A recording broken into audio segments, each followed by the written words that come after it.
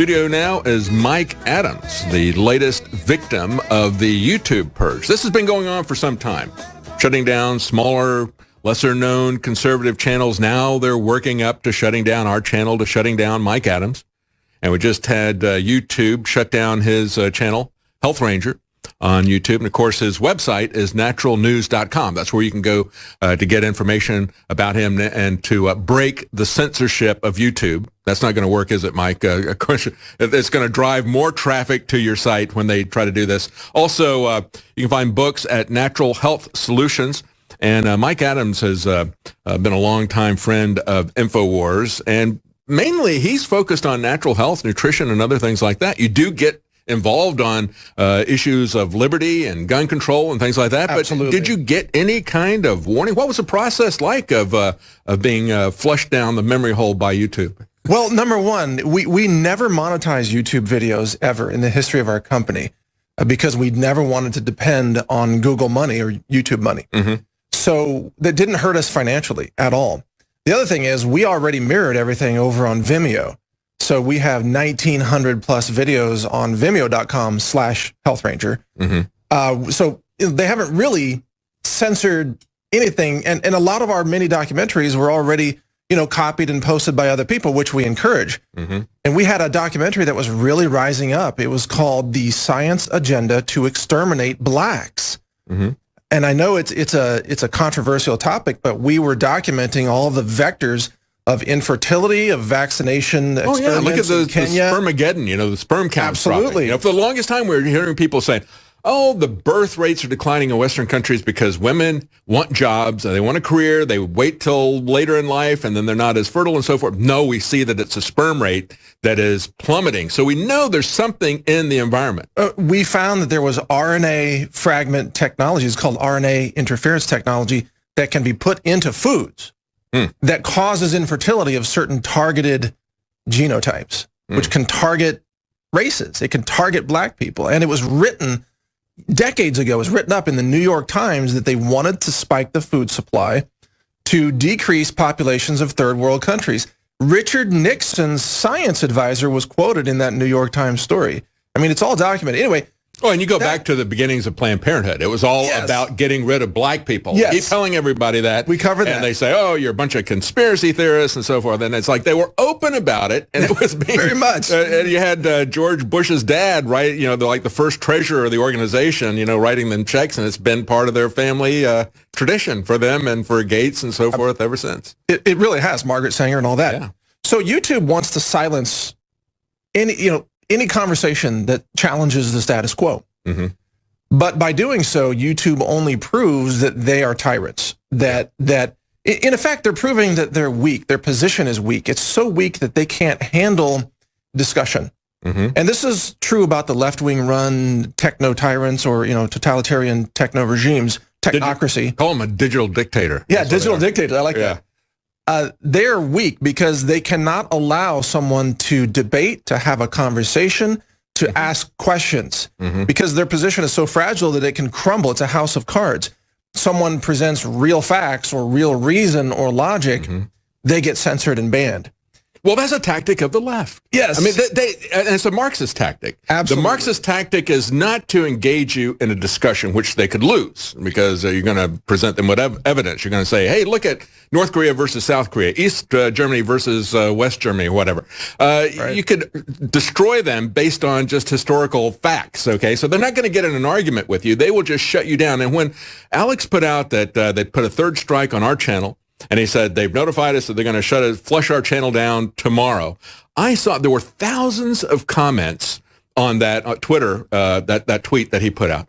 And most of them from the left that were critical were just GIFs that they retweeted, where people are like, shooting a bird or, putting their tongue out or something, because they don't have anything to say. Right. It's like when we were protesting, again, going back to Planned Parenthood, we were protesting in front of Planned Parenthood, and we had signs up saying it was, Black Lives Matter, and this is a genocide, a black genocide. They would show up, the Antifa people would show up with just black sheets to cover up our signs. They didn't have anything to say in response. They just wanted to cover up what we were saying. And that's what these people on Twitter were doing. And I looked at it, they were saying, well, it's a private company to do what they want. It's like, okay, then fine. If that's your argument, I'm just going to block you. Well, as you say, the truth is that the left, they don't have logic or reason or facts on their side, and they don't know history. They never really study history. They try to revise it from time to time to fit their current narrative, like Ministry of Truth, Winston in 1984. But they don't have any real logic or reason. Their goal is to shut down logic and reason. And think about this. If they shut down my YouTube channel, I'm one of the more thoughtful commentators, you might say, on issues of philosophy and law and science and medicine and so on. But YouTube is happy to keep videos on there that have mindless mobs chanting to kill police. No problem with YouTube. Or people actually murdering each other. You can look at live shooting videos like cops shooting people or people shooting other people. No problem. People setting themselves on fire. YouTube has no problem with that. Even sort of animal cruelty videos are very common on YouTube. You can find them. But for someone to come in and ask a question to say, hey, why are male transgender wrestlers beating up women on the wrestling mat in high school wrestling teams? Oh, that's disallowed. That's dangerous. Yeah. And when we look at this, one of the only arguments that I've seen from them that they put up, typically it's just, oh, great, what took them so long and so forth. Cheering censorship. Right. And then you've got CNN out there actually pushing YouTube. Yeah. It's like, what about this? Well, look at this Alex Jones video. Don't you think that's bullying, harassment? As they were harassing and bullying the student and his father, who were saying they were trying to control this discussion, and then they come back with semantics and start arguing. Everybody knows that CNN town hall was rigged, and they've done it many, many times in the past. But coming to the argument, the only argument that I saw anybody make was that Google is a private company and they can do what they want. Well, except that they are really a public commons because they are the dominant gatekeepers of public discussion. And California even has laws against discrimination based on political bias for common areas. Isn't it interesting what they have done to bakers and to photographers? Exactly, of course. And they don't have a monopoly. Right.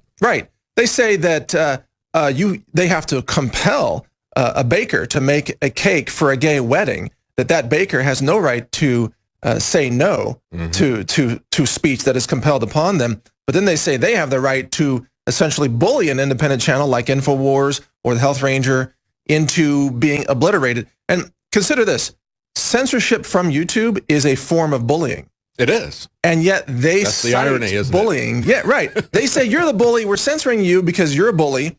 And by that definition, bullying means anything that a leftist doesn't agree with. But by censoring you, they are the bullies.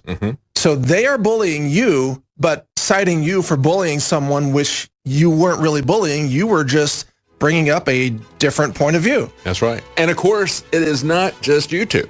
It's Twitter. It's Facebook. Yep. They're out there, these digital dictators, these Silicon Solons, they're going to be the surrogates for the government. And that's really what's going on here. And we're going to talk about that surrogacy and the idea that this is simply a private company. It is not a private company. And I'll give you an example from third-party debates when we come back. Talking to Mike Adams. Stay with us. Naturalnews.com, of course, formerly the Health Ranger channel on YouTube, which was just shut down. But as you were pointing out, Mike, people can find all the information at naturalnews.com, and they can even find all the videos that YouTube deleted on Vimeo. Give us the name of that channel on Vimeo. It's vimeo.com/healthranger. Okay, great. Easy enough, so you can see all the stuff that YouTube did not want you to see. How about that? That should entice people to go look at your videos. Yeah, stuff that you could call it Health Ranger, what YouTube didn't want you to see. It's interesting. All of these attempts at censoring truth and reason just backfire because they expose the tyranny of the left. I mean, the left has now saturated and invaded the culture of YouTube, Google, Facebook, and to some extent Twitter and others. And they believe in totalitarianism. They used to be able to hide behind it for many years by doing shadow banning, which you couldn't really prove. It's like a black box algorithm. Now, because it's out in the open, there's no argument. I've had so many people over the last couple of days texting me, calling me, Skyping me and saying, oh my God, you were right. Like 2 years ago, we thought you were a little bit out there because you said censorship is coming. Now we know you were exactly right. It is here. Wow. That's right. And that's the other part of this that is very disturbing. It's not just the channels that they're taking down now, banning like yours, but it's also the fact that they are aggressively trying to stop ordinary people from seeing the information, Yes. or being able to pass that information on to other people. That's the thing that has made the internet such a powerful device. I remember back, if you go back and look at history, the founders, as part of the Revolutionary War, they had committees of correspondence where people could, basically bypass. They didn't have to have a newspaper. They could send stuff to each other, and they could get the word out really quickly. And so what they're trying to peer-to-peer. Yeah, exactly. Yeah, peer-to-peer relationship there. And they're trying to shut that down. That was what was very powerful about Facebook and so forth. And they're actively trying to delete that. And we started talking about some of the subjects that you had. Did they give you any particular videos or any kind of warning? Well, they went from 0 strikes. I had 0 strikes for over 10 years. Mm-hmm. And they immediately put 2 strikes on the account. And I'll tell you what video they put a strike on. And then they went from 2 strikes to terminated. They didn't even go to 3 strikes. 2 strikes and you're out. Yeah, 2 strikes and you're out. This is what YouTube did to me. Uh-huh. The second strike was for an interview that I did, I think it was 6 years ago, with a very controversial author who had claimed he had written a book that was banned by Amazon. Mm-hmm. And it was a book about Sandy Hook. Mm-hmm. There you go. There was one of these theories. This guy, I don't agree with all his conclusions, but he said that nobody died at Sandy Hook. Mm-hmm. So, of course, the status quo is like, whoa, what is this? I interviewed him about him being banned on Amazon, mm-hmm. Because I thought that's news. Who's banning books in this day and age? This is online book burning. So I interviewed him about that. That video sat on YouTube for 6 years, racked up, I don't know how many tens of thousands of views, and they gave me a strike against it on Friday, last Friday. Well, here's a news flash for YouTube. If you want people to believe that nobody died at Sandy Hook, then do a complete blackout on nobody died at Sandy Hook. That's basically it. You could defeat this idea. If you don't believe it, you could defeat it in the free marketplace of ideas. But if you are going to go crazy shutting down anybody that questions the official story coming out of Sandy Hook, and let me tell you, anybody that looked at that situation, there was enough phony information coming out of there, just like we've seen with Las Vegas. A lot of questions, yeah. We should be allowed to question the government. And when you've got YouTube shutting people down for questioning the government, we understand that they're their surrogate censors. It's even worse than that, though. I also heard from 2 other channels who had also done interviews with the same author years ago.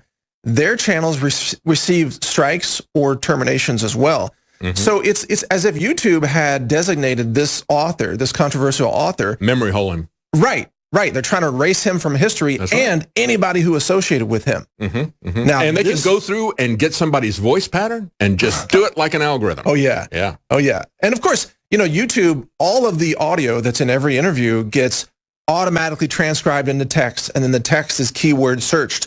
So all they have to do is go through and search for any video that mentions Sandy Hook, mm-hmm. and they can just memory hole that, mm-hmm. and they can just terminate all the accounts. But along with that, the 1,700 videos plus that YouTube terminated were my videos of the donkeys that we rescued. We have wild donkeys on our ranch. We have backyard chickens. We raise, free range, better than organic chickens. Videos about the harmonics of music and healing and natural health, how to prevent diabetes, how to prevent cancer, 1,000+ videos on just natural health topics, and they wiped all those out too. Yeah. You see, they weren't selective about which videos. They just wipe it all out, even though really thousands of people say that our channel is very valuable and that it actually saves lives, but YouTube doesn't care. Oh, no, absolutely not. Yeah, they're not going to just go through and selectively take out the stuff that they object to politically. Right. They're just going to purge you altogether. And I've got a clip that's going to come up in the last segment, because you've got just this segment, and then you're going to be preparing to host the Alex Jones Show, which follows this one. And I'm going to play, in that final segment, I'm going to play a clip from Ted Cruz back in the middle of January, talking to the 3 oligarchs from Silicon Valley, Facebook, Twitter, and YouTube, their representatives, talking to them about the legal issues of what they're doing here. Yeah. Well, I think we need antitrust action against these monopolies, Google, YouTube, Facebook, and Twitter. We need antitrust action, and we need immediate regulation. So part of the government's role with regulation is to simply establish a level playing field, a fair and free marketplace of ideas. I'm against overly aggressive government regulation that destroys small businesses and destroys farms and everything, like the EPA's, SWAT-style raids on farmers who had a puddle on their land. That's absurd.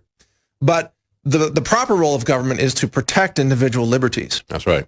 And the reality, too, we understand as libertarians, is you don't get a monopoly without the government helping you in some way. That's true, and they have been actively involved in helping these, Facebook and Google and so forth get up and running, giving them money and so forth. But I look at the example we were talking during the break about what I saw working with the Libertarian Party. And they did it not just to that party. They did it to the Green Party. They did it to any independents. They would give you onerous ballot access requirements, make it very difficult for you to get on the ballot. Never had those requirements for the established Republicans and Democrats. Once you get on the ballot, it's like, great, we're going to be in the debate. No, you're not.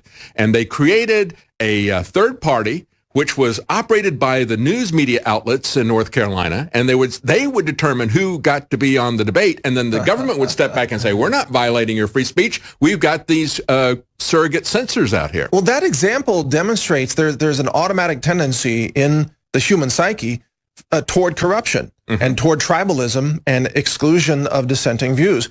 And this, what you just mentioned, underscores the importance of having protections for First Amendment free speech rights. Because when people are not allowed to speak, you get corruption, you get a loss of abundance, a loss of liberty, and ultimately you get a totalitarian regime like North Korea. You know, if YouTube policies of censorship continue, if you look down that spectrum, where does it end up? It goes to North Korea. It goes to former Soviet Union or communist China or modern-day Cuba. You mentioned communist China. That is a perfect example. And what communist China is doing is bringing in Apple and Google and exerting their controls. And this is exactly what has already happened here in America. Absolutely. We just don't see it in America.